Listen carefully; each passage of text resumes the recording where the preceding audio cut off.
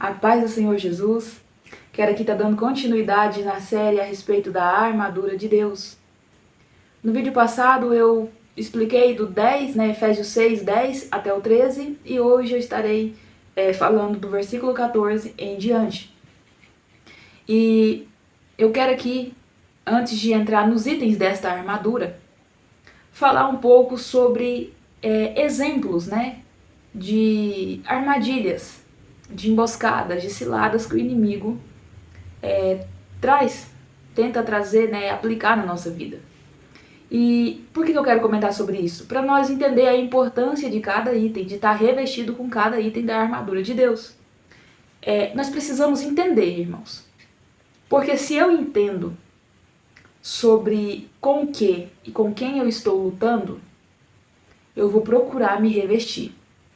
Eu vou procurar fazer aquilo que é o certo, que precisa ser feito. Então, exemplos de armadilhas, de emboscadas do inimigo trazer dúvida quanto à palavra de Deus, fazer nós duvidar da palavra, da eficácia da palavra de Deus. Então, em muitos casos, as pessoas começam a duvidar do que está escrito aqui. E isso é algo que vem do inimigo. Outra armadilha do inimigo é fazer com que a gente questione a nossa identidade e o nosso valor. Existem pessoas que questionam a sua identidade. Quem sou eu? Eu não tenho valor, ninguém se importa comigo, eu não sou valorizado. E isso são armadilhas do adversário para fazer com que as pessoas cheguem ao fundo do poço. Porque uma vez que nós começamos a alimentar esse certo tipo de pensamento, nós só vamos afundando. E esse é o propósito do adversário, é fazer você perecer. Só que se nós estivermos ligados na palavra de Deus, nós não caímos nessas ciladas e nem nessas emboscadas. Se nós estivermos revestidos da armadura do Senhor. Outro exemplo é distorcer a verdade. Pega parte da palavra e coloca uma mentira, introduz uma mentira ali no meio. Isso é algo muito sério. Se nós analisar, a gente vê muitas pregações, muitos contextos, onde usam a Bíblia, mas perverte a verdade. E não existe meia-verdade. O que existe é a verdade e a mentira. E quando é pegado algo da palavra de Deus e colocado uma mentira ali no meio, não é meia-verdade, é uma mentira. Está adulterando a palavra. E isso não pode acontecer. Então precisamos estar atentos a essas armadilhas e emboscadas. E uma que assim... eu vejo que a maioria das pessoas cai nessa armadilha, e se não tivermos firme, conhecer a palavra, conhecer a Bíblia, perecemos, que o inimigo traz caminhos tentadores, propostas tentadoras, que enche os olhos e diz, olha, isso aí é bênção, Deus está nisso. Mas será que está mesmo? Nós precisamos estar atentos, porque ele é astuto, ele estuda, ele analisa antes de agir. Então, a Bíblia diz lá em Provérbios 14, 12, que há caminhos que para o homem parece caminho direito, parece ser um caminho bom, mas o final dele é caminho de morte. Então isso mostra que nós, e muitas vezes, cometemos o erro, porque temos o nosso coração que é enganoso, é duvidoso. Nós não podemos se firmar no nosso próprio entendimento, naquilo que eu acho, talvez, não. Mas a nossa vida deve ser baseada na palavra, deve ter base na palavra do Senhor. E o Senhor, ele tem o melhor para nós. O Senhor, ele é poderoso. O Senhor existe. E a Bíblia diz que a fé vem pelo ouvir e o ouvir da palavra de Deus. Então, uma vez que a fé vem pelo ouvir o ouvir da palavra de Deus, eu preciso buscar entendimento, eu preciso ler a Bíblia, eu preciso buscar, estudar, pedir auxílio, ajuda do Espírito Santo para compreender, porque assim eu não serei enganada pelo adversário. Eu vejo que em todos os itens dessa armadura, todos giram em torno de ter conhecimento da palavra. Todos giram em torno de conhecer Bíblia. E aqui inicia o versículo 14, eu vou ler esses versículos e depois estarei explicando para que vocês possam compreender o que cada um quer dizer. 14. Estais, pois, firmes, tendo cingido os vossos lombos com a verdade e vestida a couraça da justiça, e calçados os pés na preparação do evangelho da paz, tomando sobretudo o escudo da fé, com o qual podereis apagar todos os dardos inflamados do maligno. Aleluia. Tomai também o capacete da salvação e a espada do Espírito, que é a palavra de Deus, orando em todo o tempo, com toda a oração e súplica no Espírito, e vigiando nisto com toda perseverança e súplica por todos os santos. Aleluia, glória a Deus. Em algumas traduções, vai estar diferente o verso 14. Vai estar dizendo que estáis por firmes, tendo cingido os vossos lombos com o cinturão da verdade. Vai falar sobre o cinturão da verdade, ou o cinto da verdade. Então, o que significa? O que isso traz para a nossa vida? Como assim, me vestir com o cinturão da verdade? A verdade, ela é comparada a um cinto, a um cinturão. E qual que é a finalidade do cinto? Ele serve para quê? Para segurar, para trazer firmeza. Quando você coloca alguma roupa que está frouxa, você coloca um cinto, ele vai segurar, vai te trazer mais segurança. Então, essa é a finalidade na nossa vida. A palavra, ela precisa nos assegurar, ela precisa nos trazer segurança, ela precisa sustentar. Então nós precisamos buscar na palavra de Deus isso. Porque só assim nós vamos conseguir vencer. Aleluia, glória a Deus. Nós precisamos estar assegurados, firmados na palavra do Senhor.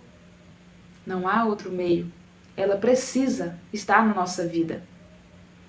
E aí ele vai dar continuidade dizendo, e vestida a couraça da justiça.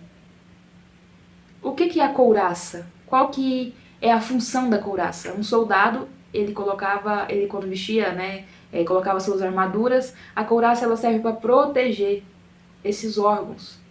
Ela é toda revestida, ela é resistente e ela serve para proteger os órgãos, inclusive o coração. Então aqui ele fala, e vestida a couraça da justiça. Uma vez que eu entendo que a couraça servia para proteger esses órgãos, que ela servia para proteger o coração, principalmente, eu entendo que eu preciso proteger o meu coração com o que é justo, com o que é verdadeiro, com o que é reto. Aleluia, glória a Deus. Porque se eu não protejo o meu coração, uma vez que eu estou conhecendo a verdade, eu trago a verdade para segurar a minha vida, para me firmar, e eu não sou justa, eu não guardo o meu coração, eu vou perecer de alguma forma.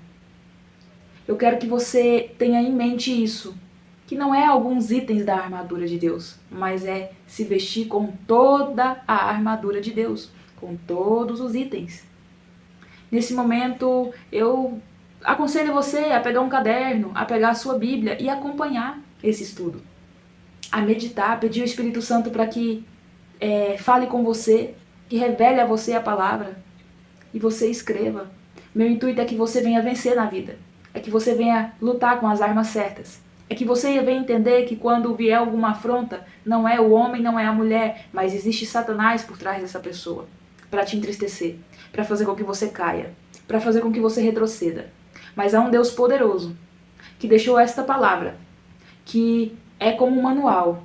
Em tudo que eu preciso de um respaldo, em tudo que eu preciso para saber se é correto ou não, eu encontro na palavra do Senhor. Porque ela é resposta para nós. Deus é poderoso. Deus te ama. O Senhor te ama. Você é importante para Deus. Você tem um valor para o Senhor. Aleluia. Não pense que você está sozinho, que você está sozinha. Mas saiba que você tem um Deus que é grande. Glória a Deus. E deixou esta palavra para nós. Então, ele continua no versículo 15. E calçado os pés na preparação do evangelho da paz.